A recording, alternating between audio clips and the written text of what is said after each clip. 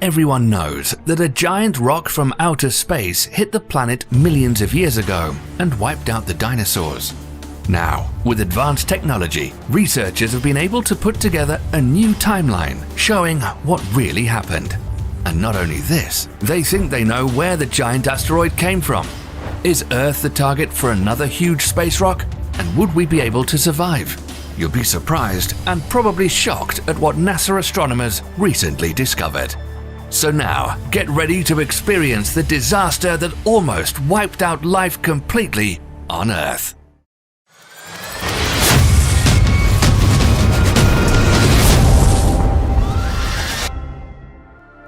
The giant asteroid's impact into shallow waters in the Gulf of Mexico 65 million years ago was bad enough. But then an amalgam of additional disasters ensued.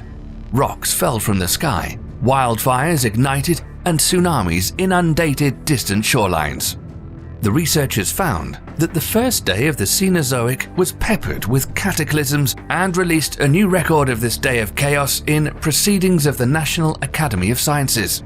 Their timeline was developed using high-resolution photography, microscopy, computed tomography imaging, and magnetic measurements of hundreds of feet of sedimentary rock recently recovered from Chicxulub, one of the largest impact craters on Earth. And it all began like this. Imagine you were somewhere in North America about 65 million years ago, when dinosaurs ruled the Earth, and you were looking up at the night sky. You would have probably seen what appeared to be a bright star shining off into the distance. But if you watched this peculiar light for an hour or two, the object would seem to grow in brightness, but barely move. What you would be looking at is not a star, but a huge asteroid somewhere between 11 to 80 kilometers wide on a direct intercept course with the Earth at 72,420 kilometers per hour. Hours later, the asteroid plows through Earth's atmosphere, heading straight for where the Yucatan Peninsula is today. At impacts of that speed, Earth's atmosphere acts like water. Smaller space rocks called meteors hit the atmosphere like pebbles thrown into a pond and decelerate rapidly at high altitudes, burning away from the friction of the atmosphere, while some bigger pieces of rock survive and fall to Earth. But the mountain-sized Chicxulub asteroid hits our atmosphere like throwing a boulder into a puddle. It maintained its velocity and plunged through the entire 60 miles of atmosphere in just 3 seconds. The asteroid shrieks over Central America, emitting the mother of all sonic booms that would shatter eardrums across all the continents. The dinosaurs were likely terrified and running in all directions, having no idea what was just about to happen. But if any animal was close enough to see the asteroid, they would have been instantly vaporized within minutes. In fact, except for sea turtles and crocodiles, no four-legged animal larger than 25 kilograms would survive. The mountain-sized space rock falls so quickly that the air itself cannot escape. Under intense compression, the air heats to thousands of degrees almost instantly. Before the asteroid even hits, compressed superheated air vaporizes much of the shallow sea that covers the Yucatan. Milliseconds later, the rock plunges through what's left and slams into bedrock. In that moment, a chain reaction of events occurs. The impacting asteroid exerts so much pressure on the Earth that soil and rock flow like fluids. The flowing up and down movement of the Earth is like the double splash of someone doing a cannonball in a swimming pool. The initial splash in all directions is followed by a delayed vertical splash when the cavity created by the asteroid rebounds to the surface. The first wall of Earth gouged outward at the moment of impact is more than 32 kilometers high. The impact hole nearly breaches Earth's mantle, and when the cavity rebounds to form the delayed vertical splash, the Earth rises at over 1,600 kilometers per hour to heights taller than Mount Everest. Within minutes, this mountain of debris almost entirely collapses in a series of secondary explosions, leaving behind a smaller mound called a crater's peak ring. At the same moment the asteroid strikes the Yucatan and applies its pressure to the bedrock, it converts the kinetic energy of a 7.5 billion-ton rock traveling 16 kilometers per second into searing heat in an instant. The Chicxulub impactor delivers approximately 1 septillion, 300 sextillion kilojoules of energy. More energy than 1 billion Hiroshima atomic bombs. The kinetic energy transferred by the asteroid to the soil, rock, and air excites the molecules to temperatures far hotter than the surface of the Sun. The heat rips electrons from atoms, ionizing the air into an expanding fireball of plasma in excess of 10,000 degrees, turbocharged with vaporized rock that's blasted out at hypersonic speeds. The heated, rapidly expanding air and near instantaneous conversion of Earth to gas, combined with the impact shock wave itself, forms a massive blast wave of pressure expanding outward at more than 1,600 kilometers per hour. If this asteroid hit the same spot today, the blast wave would vaporize you in Texas, deafen you in New York, and blow out glass windows in Buenos Aires. The Chicxulub impactor rings Earth like a bell. Waves in Earth's crust radiate away from the impact zone at 4 kilometers per second. The waves then trigger fault-slipping earthquakes across the continents. If you were on the other side of the world, you would feel the ground shaking 30 minutes after impact. The impact triggers tsunamis as high as skyscrapers. The first of them hit Gulf coastlines within the hour. Waves ranging from 600 feet to perhaps as tall as 1,000 feet smash into what is now Mexico and the southern United States and flood tens of miles inland. The waves temporarily reverse the flow of rivers, rushing up riverbeds like 30-foot tidal bores. Tsunamis smash into the eastern coast of the United States, and 6 hours after impact, max out at 600-foot high walls of water that slam into Europe, Africa, and the Mediterranean coasts. Within 15 hours of impact, waves arrive on every coastline on the planet. Depending on local topography, the ocean sweeps away anything in its path and sucks it back to the sea when the waters finally retreat. It already sounds like Armageddon, but even more disasters are on their way.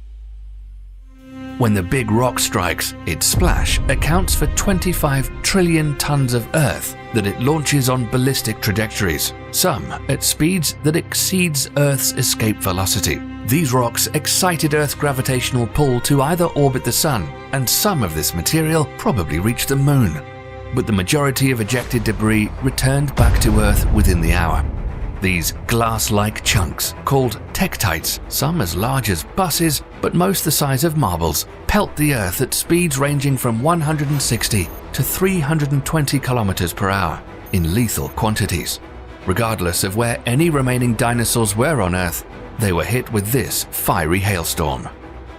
But these glass bullets didn't need to hit the dinosaurs to be fatal. As these tektites fall, their friction with the atmosphere emits enough thermal radiation to set fires across the planet.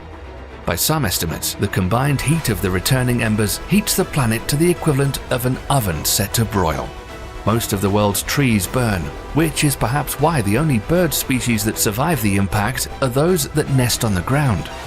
Of the few larger land animals to avoid extinction, nearly all have had some means of escaping the heat. They either could burrow like small mammals, snakes and lizards, or escape into water like crocodiles or turtles. Even if the poor dinosaurs were on the other side of the world, they would have needed to find protection from the initial heat blast.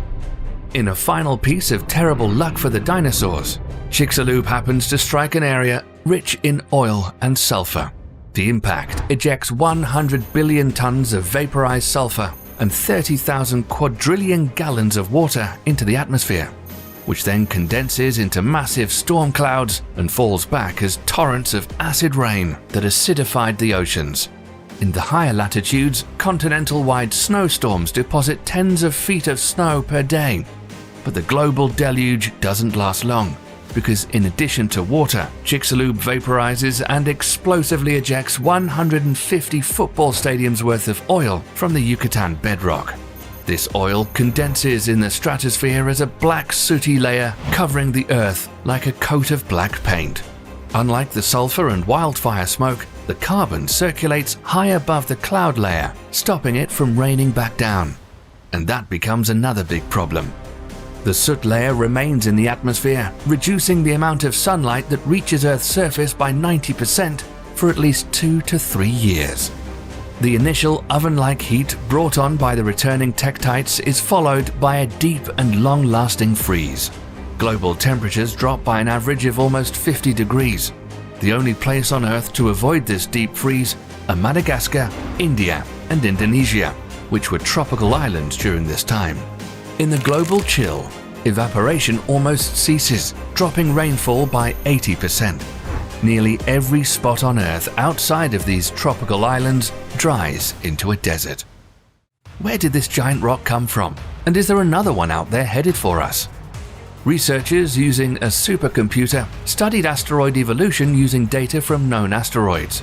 The two-member team of Avi Loeb and Amir Siraj suggested that the Chicxulub asteroid likely originated from the Oort cloud, a sphere of debris at the edge of the solar system. It could have been a much larger comet that was pushed off course by Jupiter's gravitational field and sent close to the Sun, where it broke into several pieces. These fragments can cross the Earth's orbit and hit the planet once every 250 to 730 million years. Judging from this study, it's not a matter of if we could be hit by another giant rock from outer space, but when. On Saturday, December the 11th, 2021, NASA revealed that a 330-meter-long asteroid named 4660 Nereus screamed past Earth around 3.8 million kilometers at a speed of 6.5 kilometers per second.